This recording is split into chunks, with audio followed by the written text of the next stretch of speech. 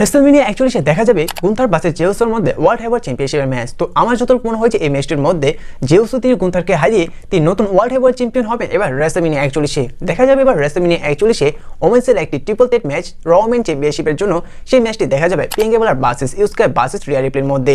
তো আমার যতটুকু মনে হয় যে এই ওমেন্সের ট্রিপল থ্রেট ম্যাচটি জিতে যেতে পারে বিয়াঙ্কা বেলার তিনি ইউস্কাকে এবং রিয়া রিপ্লিকে হারিয়ে, এবং তাকে দেখা যেতে পারে নতুন রেসলম্যানিয়া 41 হতে র ওমেন চ্যাম্পিয়ন। দেখা যাবে এবার রেসলম্যানিয়া 41 নাইট ওয়ানে একেবারে মেইন ইভেন্টে একটি মেন্সের ট্রিপল থ্রেট ম্যাচ, সেই ম্যাচটি দেখা যাবে CM Punk versus Seth Rollins versus Roman রেইন্সের মধ্যে।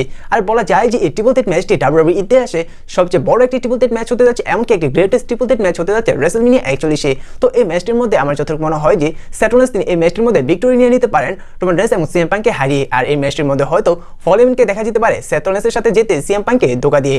এমনকি রেসলম্যানিয়া নাইট টুর একেবারে মেইন ইভেন্টে দেখা যাবে কোডি রোডস ভার্সেস জনসনের মধ্যে আনডিসপিউটেড ইউনিভার্সাল চ্যাম্পিয়নশিপের একটি ম্যাচ। তো এই ম্যাচের মধ্যে দেখা যেতে পারে যে রক এসে তিনি সাহায্য করতে পারে জনসনাকে এবং কোডি রোডসকে হারাতে।